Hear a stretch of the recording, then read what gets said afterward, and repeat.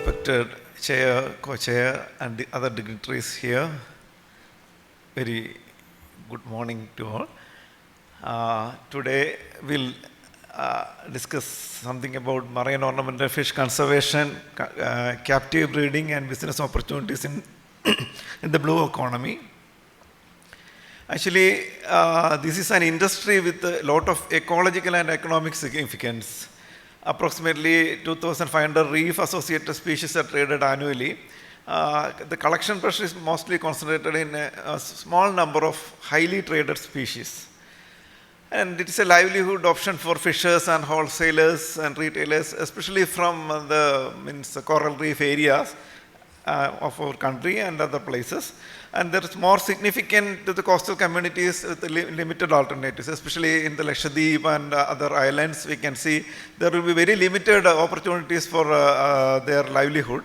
But this is one of the very good opportunity for them. But a lot of ecological significance also is there for that one. And value rises sharply in the supply chain. The collectors or the gatherers, they were getting very less price for their production. That is also true. And aquaculture research has expanded from clownfish to many new species in recent days. So there is a lot of scope for expansion of aquaculture in this sector. The sector links animal husbandry, reef science, and consumer education in a better way here because its wild exploitation is more here. It can model a sustainable wildlife management if managed well. Otherwise, a big disaster will be there with a lot of conservation issues will be there. And let us examine the landmark development in this sector. In 1930s and 50s, it started with the small hobbies worldwide. And 60s and 70s, improved filtration systems and transportation systems, it has gained much value. In early 80s and 90s, reef tank gained more attention. That has created a very good awareness throughout the world, and many people were interested to keep marine ornamental fish in their home aquaria. And 2000s, the question of sustainability arose, and it was a big issue about the destructive collection methods and mortality, and a lot of issues came throughout the world. And in 2010 onwards, the captive breeding broadened. It started with the clownfishes, and now a lot of other species are there, and certification also is a must in some places. If we examine the traditional supply chain, it started from collectors, exporters, importers, and retailers, and hobbyists, the final one. Actually, the profit is increasing from the collectors up to the hobbyist level, and it is increasing in a geometric progression, not in the direct progression. So the hobbyist level, they are spending more money, and their retailers are getting more profit. If we consider about the species and source region, the main source region is Indo-Pacific reefs, which supply great diversity and vast coral reef habitat. That is the hub of ornamental fish collection. And the collection is mostly artisanal divers and traps. They are operating with small traders. They transport this into the either port or airport. Through them, it will be transported. And the major issue is poor handling, and especially in the earlier decades. Now it is improved well and created mass loss in the ecosystem damages. That was our historical issue. And species, if we examine the species which are traded here, the clownfish is which comes maximum traded, followed by damsels, angelfishes, tanks, butterflies, and wrasses. If you examine the past constraints and controversies in this sector, it's destructive fishing methods. There's a lot of interest from the ecological point of view. And the post-harvest mortality is also one issue, but it has come down in recent years, but still it is there. And weak species data on both availability and status, that is still a big problem. It's a part from the past, it is continuing. The stock assessment is not that reliable, especially in the reef areas. And with the limited husbandry knowledge, the people are interested to collect beautiful fishes without knowing their habits and habitats and diets, disease and all. That created a lot of issues in mortality. In the present, the sector is under transition, and definitely under transition. It's a mixed supply model is there. Captive bred species also is there, wild collector species also there in the trade. Improved logistics and quarantine reduces the losses. Nowadays it is improving, and buyers are more concerned about the origin and handling, whether it's collected in a better way or collected in a sustainable manner. Or online communities spread the husbandry knowledge and this about the different aspect. So that is a big advantage, that a lot of online communities and they are sharing the knowledge that was not there in the previous era. And biosecurity become an important issue when the repeated disease outbreak there. The captive bred get often premium prices due to their hardiness and the amicability to the aquariums. That is one advantage in this sector. And regulation now focuses more strongly on sustainability, welfare, and documentation of the species origin and their related data. And more hatcheries and new species are coming into captive breeding program, and better displays, oceanariums, and technology-oriented auxiliary industries also coming up in this sector. That is, they are very promising.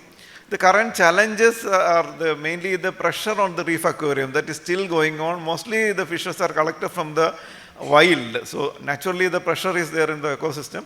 And the climate issue, its impact is there on fisheries, marine fisheries as a whole, particularly in the reef areas, very sensitive areas.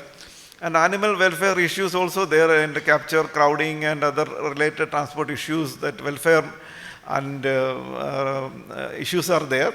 The traceability gaps is also there. Buyers often may not be knowing from where it has come, what method they have used, and that kind of information is also lacking. And data limits, that's also species with different species there. Still weak stock assessment data, and data is deficient in most of the cases. And policy issues also there. The standard widely vary across the countries, and certification they insist for in some countries and all.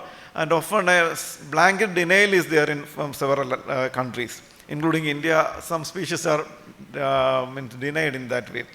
Culture related issues are mainly, some species has got some inherent problem, complex breeding and larval rearing system. So it is very difficult to go for the mass culture of that particular species. And consumer often demand novelty in their collection. The captive breeding of this species is comparatively difficult. Very poor investment in this sector is one of the biggest problems, whether it is manpower and production. In both the ways, investment is very less in this sector, and interest also is from the authorities is comparatively less.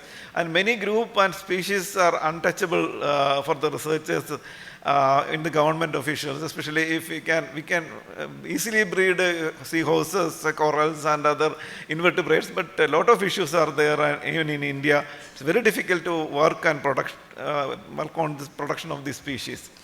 If you compare with wild caught and captive bred species, captive bred has got a lot of advantages. It is slowly expanding nowadays, and its price is we are getting very good price in the hatchery bred species. Usually it is better adapted to aquaria, and it will reduce the pressure on the targeted species and ecosystem. And genetic and behavioral aspect also need to be concerned especially in the captive bred production systems. In recent developments in this sector, especially in the larval feed, we have gone much advanced in the larval feed, whether it is pellet feed or live feed. Rotifers and copepods are there, it become very popular. We have many people working on this sector. And very reliable spawning also is achieved, especially in Pomacentral species, clowns and damsels. It's much reliable nowadays. And technological development like RAS systems and aquarium accessories also helping in this sector nowadays. These are the recent development. And if we see the Indian scenario, the sector is biologically rich. It's institutionally expanding nowadays. And India, we have more than 700 indigenous ornamental fishes traded worth rupees around 28 crores. The hotspot include Lakshadweep and Gulf of Mannar, Andaman Nicobar Islands, and southwestern coast. And ICAR, CMFRI, SEBA, NBFGR, MPEDA, State Fisheries Department are the main stakeholders, and PMFSY is supporting the ornamental fish culture, but mostly the money will be going into the freshwater sector. In India, we have a strong research pipeline for captive breeding and hatchery technology in marine ornamental fish sector. Certification and export compliance are increasingly a part of this sector nowadays. And India remains a small player globally. The ornamental fish trade in domestic level, it is very, very less, and interest are rising. That is a positive thing. And the trade in hatchery services, logistics offer economic opportunities for beyond capture alone. We can have a lot of other things in culture. The challenge is to scale up the initiative in the competitive levels. That is the challenge. India contributes about 1% of the world ornamental fish trade. That is very less. If we can increase up to 3 or 4, up to 5, it is very, very big achievement for India. Imports are still expanding in India, especially from Thailand, Indonesia, Malaysia, Singapore, and Sri Lanka. So that is giving clear indication that in India also this industry is developing and interest is also developing. And we have a very good island systems which offer high niche opportunities, but we should be very careful about the conservation management. In mainland, hatchery hubs also can become a backbone of the scalable culture systems. There are total more than 30 species what we are breeding in India nowadays. Even when breeding is achieved experimentally, but commercial scale-up is lacking because of lot of problem. Mortality is reduced, profitability and sustainability is also there, but still the sector should increase its potential. India must compete not only with the biodiversity, reliability, quality and logistics in this sector. It's a complex issue to be solved here. And if you compare captive breeding and culture progress in India, many species are bred here in India, especially clown damsels, gobies, blennies, dotibacks, seahorses and serranids also there. It has gone beyond the clownfish, amphiprion, ocellaris, and many species are there. Technically, a good advantage is there about recirculation aquaculture system, and our live feed culture system is also advanced here in India. And larva rearing is one of the difficult area for some species. Some species it is comparatively easy. Standardized protocols exist only for a limited number of species. That is a disadvantage in this sector. But we have a lot of opportunities to support the coastal livelihood, especially in the island systems and this southern region, which we have very good potential for ornamental fish culture. The institutional and policy support in India, if you examine ICAR, CMFRI research and breeding protocol, CMFRI with the other ICAR institute, and MPEDA, they are giving export promotion, testing and certification, and PMFSY through the centrally sponsored scheme support is also there. State Fisheries is the main nodal agency to expand this sector. And if you examine the business opportunities in Indian blue economy way, it's expanding the species portfolio. We can move very modern species to commercially viable, relevant candidate species for culture, and strengthen the husbandry and market links. That is also important thing in business opportunities here. Improve the traceability and certification. That is must in the coming years here. And reduce the dependence on the wild stock and extraction. That is ultimate aim. And build India's specific branding also is required for our species, because very good demand is there for Indian, especially captive bred species throughout the world. These are some of the fishes which is bred by CMFRI here in Vizhinjam and other places. Mostly clownfishes, we have more than 10 species breeding records are there. And live feed, more than 20 species of live feed and more than 20 species of microalgal feed also available. And a lot of good research has come into this sector. So breeding and larva rearing is not a big issue and with our support now. Recently, we have produced many number of damsel species. We can see very beautiful species, azure damsel, black bar chromis, and lemon damsel, and many damsel species, and many Andhya species also, and royal dotiback and other dotiback also is there. And a wide variety of gobies also we were able to breed in recent years, and blenny and zebra dart and scissor tail also is under refinement. Angels, we have started breeding angels, but a lot of refinement is required in that sector. And business opportunities, especially breeding and hatchery business, can be investment can be there. We have the technology backup, and collection from and supply of wild ornamental fishes also need to be monitored and systematically regulated. And digital marketplaces and aquarium retail shop explore a lot of business opportunities here. Export business also should come up in recent years. Aquarium installation and maintenance services, that also offer a very good opportunity for business opportunity. Ecotourism, training and education also offer good investment potential. The prospect, if we consider marine ornamental, good potential because it's a high value, low volume species and getting more benefit for the fishers and aquarists. And more species domestication is there, but still more work is need to be done in this area. And digital traceability also is increasing, but more investment is required in this area. And welfare standard also need to be taken care for capture, handling and all. And reef-linked restoration policies also need to be intensified. And smarter consumers are there. It is increasing nowadays. And technological advancement like RAS, that what we have heard in the previous presentation is just like a dream for all of us. This oceanariums and other display units also coming up in India. It's a good move in this sector. To conclude and to tell about the way forward, marine ornamental fish culture has moved largely from extractive and poorly understood trade to more science-based and accountable industry. It has to be. That is our future. The future will be dependent on captive breeding, traceability, welfare standard and consumer behavior than the ecological issues and market demand. It should be more oriented towards captive breeding and traceability. Yeah.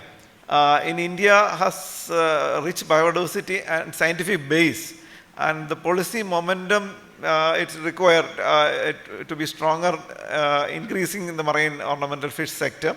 Its long-term success will depend on the balancing culture innovations, trade quality and conservation responsibility. It has to be managed and balanced in a better way, then only the progress will be there. The best pathway is captive breeding, intensifying the captive breeding growth, and the trade should be accountable.